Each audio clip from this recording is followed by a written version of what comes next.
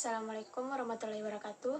Perkenalkan, nama saya Cassandra Dwiki Anissa dengan NIM 05031282025056 dari jurusan Teknologi Pertanian, Prodi Teknologi Hasil Pertanian. Ujian akhir semester Pendidikan Kewarganegaraan. Di sini saya akan menjelaskan tentang integrasi dan disintegrasi. Secara etimologi, integrasi nasional merupakan gabungan kata dari integrasi dan nasional. Integrasi yang berarti pembaruan hingga menjadi kesatuan yang utuh dan bulat, sedangkan nasional yang berarti yang bersifat kebangsaan. Selanjutnya adapun pengertian menurut para ahli, salah satunya yaitu Ramlan Surbakti, menjelaskan bahwa integrasi nasional merupakan proses penyatuan berbagai kelompok sosial budaya dalam satu kesatuan wilayah dan dalam suatu identitas nasional. Selanjutnya, jenis integrasi. Menurut Myron Weiner dalam Ramlan Surbakti tahun 2010, integrasi politik dibagi menjadi 5 jenis, yaitu 1. Integrasi bangsa, yaitu menunjuk pada proses penyatuan berbagai kelompok budaya dan sosial dalam satu kesatuan wilayah. 2. Integrasi wilayah, yaitu masalah pembentukan wewenang kekuasaan nasional pusat di atas unit-unit sosial yang lebih kecil. 3. Integrasi nilai, adanya konsensus terhadap nilai yang minimum yang diperlukan dalam memelihara tertib sosial. 4. Integrasi elit massa, menunjuk pada masalah perhubungan antara pemerintah dengan yang diperintah, mendekatkan perbedaan-perbedaan. Dan yang kelima, integrasi tingkah laku, pada penciptaan tingkah laku yang terintegrasi dan yang diterima demi mencapai tujuan bersama. Jenis integrasi dalam realitas nasional terbagi menjadi 3, yaitu integrasi politik, ekonomi, dan sosial budaya. Integrasi politik dibagi menjadi 2, yaitu dimensi vertikal yang menyangkut hubungan elit dan massa, dimensi horizontal yang menyangkut masalah teritorial antar daerah dan lainnya. Integrasi ekonomi terjadinya saling ketergantungan antar daerah dalam upaya memenuhi kebutuhan hidup rakyat. Adanya saling ketergantungan menjadikan wilayah dan orang-orang dari berbagai latar akan mengadakan kerjasama yang saling menguntungkan dan sinergis. Di integrasi sosial budaya merupakan proses penyesuaian unsur-unsur yang berbeda dalam masyarakat sehingga menjadi satu kesatuan. Pentingnya integrasi nasional. Menurut Myron Weiner dalam Ramlan Surbakti tahun 2010, dalam negara merdeka, faktor pemerintahan yang legitimate merupakan hal penting bagi pembentukan negara bangsa. Hal ini disebabkan tujuan negara hanya akan dapat dicapai apabila terdapat suatu pemerintah yang mampu menggerakkan dan mengarahkan seluruh potensi masyarakat agar mau bersatu dan bekerja sama. Integrasi versus disintegrasi. Jika integrasi berarti penyatuan, keterpaduan antar elemen atau unsur yang ada di dalamnya, disintegrasi dapat diartikan ketidakpaduan, keterpecahan di antara unsur-unsur yang ada. Jika integrasi terjadi konsensus, maka disintegrasi dapat menimbulkan konflik atau perseteruan dan pertentangan. Disintegrasi memiliki banyak ragam, misalkan pertentangan fisik, perkelahian, tawuran, kerusuhan, revolusi, bahkan perang. Menggali sumber historis, sosiologis, politik tentang integrasi nasional. Perkembangan sejarah integrasi di Indonesia menurut Suroyo pada tahun 2002, ada 3 model integrasi dalam sejarah perkembangan integrasi di Indonesia, yaitu model integrasi Imperium Majapahit. Model integrasi pertama ini bersifat kemaharajaan.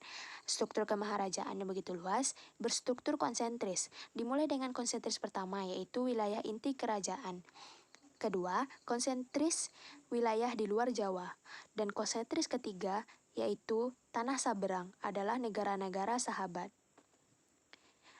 Model integrasi kolonial, pemerintahan kolonial mampu membangun integrasi wilayah juga dengan menguasai maritim, sedangkan integrasi vertikal antara pemerintahan pusat dan pemerintahan daerah dibina melalui jaringan birokrasi kolonial yang terdiri dari Abtenar pegawai Belanda dan pribumi yang tidak memiliki jaringan dengan masyarakat.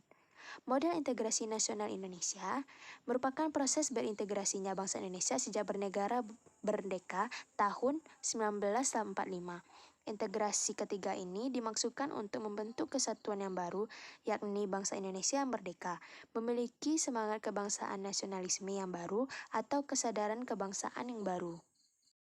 Penumbuhan kesadaran berbangsa tersebut dilalui dengan tahapan-tahapan masa perintis, masa penegas, masa percobaan, dan masa pendobrak.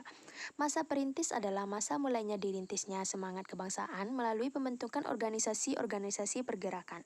Masa penegas adalah masa mulainya ditegaskan semangat kebangsaan pada diri bangsa Indonesia yang ditandai dengan Sumpah Pemuda. Masa percobaan, organisasi-organisasi pergerakan yang tergabung dalam GAPI, Gabungan Politik Indonesia pada tahun 1938 mengusulkan Indonesia berparlemen. Masa pendobrak, pada masa ini, semangat dan gerakan kebangsaan Indonesia telah berhasil mendobrak belenggu penjajahan dan menghasilkan kemerdekaan. Pengembangan integrasi di Indonesia. Howard Regan dalam Muhaimin and Colin Wax Andrews pada tahun 1995 menyebutkan ada 5 pendekatan. Pertama, adanya ancaman dari luar. Dapat menciptakan integrasi masyarakat. Suatu bangsa yang sebelumnya berseteru dengan saudara sendiri, suatu saat dapat berintegrasi ketika ada musuh negara yang datang atau ancaman bersama yang berasal dari luar negeri. Kedua, gaya politik kepemimpinan. Kepemimpinan yang karismatik, dicintai rakyatnya, dan memiliki jasa-jasa besar, umumnya mampu menyatukan bangsanya yang sebelumnya tercerai. Ketiga, kekuatan-kekuatan lembaga. Birokrasi yang satu dan padu dapat menciptakan sistem pelayanan yang sama, baik, dan diterima oleh masyarakat yang beragam. Keempat, ideologi nasional. Jika suatu masyarakat, meskipun berbeda-beda tetapi menerima satu ideologi yang sama, maka memungkinkan masyarakat tersebut bersatu. Kelima, kesempatan pembangunan ekonomi. Jika pembangunan ekonomi berhasil dan menciptakan keadilan, maka masyarakat bangsa tersebut bisa menerima sebagai satu kesatuan. Namun, jika ekonomi menghasilkan ketidakadilan, maka muncul kesenjangan atau ketimpangan. Argumen tentang dinamika dan tantangan integrasi nasional. Dinamika integrasi nasional di Indonesia, terdapat banyak perkembangan dan dinamika integrasi yang terjadi di Indonesia. Peristiwa integrasi berdasar 5 jenis integrasi sebagai berikut. Integrasi bangsa. Tanggal 15 Agustus tahun 2005, melalui MOU di Vantaa, Helsinki, Finlandia, pemerintah Indonesia berhasil secara damai mengajak gerakan Aceh Merdeka untuk kembali bergabung dan setia memegang teguh kedaulatan bersama Negara Kesatuan Republik Indonesia. Proses ini telah berhasil menyelesaikan kasus disintegrasi yang terjadi di Aceh sejak tahun 75 sampai 2005. Integrasi wilayah. Melalui Deklarasi Juanda pada tanggal 13 Desember tahun 1957, pemerintah Indonesia mengumumkan kedaulatan wilayah Indonesia yakni lebar laut teritorial seluas 12 mil diukur dari garis yang menghubungkan titik-titik ujung yang terluas pada pulau-pulau negara Indonesia. Integrasi nilai. Pancasila sebagai nilai integratif terus-menerus dilakukan, misalnya melalui kegiatan pendidikan Pancasila, baik dengan mata kuliah di perguruan tinggi. Integrasi elit massa. Dinamika integrasi elit massa ditandai dengan seiringnya pemimpin mendekati rakyatnya melalui berbagai kegiatan. Integrasi tingkah laku mewujudkan perilaku integratif dilakukan dengan pembentukan lembaga-lembaga politik dan pemerintah termasuk birokrasi. Tantangan dalam membangun integrasi. Dalam upaya mewujudkan integrasi nasional di Indonesia, tantangan yang dihadapi datang dari dimensi horizontal dan vertikal. Dalam dimensi horizontal, tantangan yang ada berkenaan dengan pembelahan horizontal yang berakar pada perbedaan suku, agama, ras, dan geografi. Sedangkan dimensi vertikal, tantangan yang ada adalah berupa celah perbedaan antara elit dan massa, di mana latar belakang pendidikan kekotaan menyebabkan kaum elit berbeda dari massa yang cenderung berpandangan tradisional. Konflik horizontal maupun vertikal sering terjadi bersamaan dengan melemahnya otoritas pemerintah di pusat. Mendeskripsikan esensi dan urgensi integrasi nasional. Masyarakat, di samping membawa potensi integrasi, juga menyimpan potensi konflik atau pertentangan, persamaan kepentingan, kebutuhan untuk bekerja sama, serta konsensus tentang nilai-nilai tertentu dalam masyarakat, merupakan potensi yang mengintegrasikan.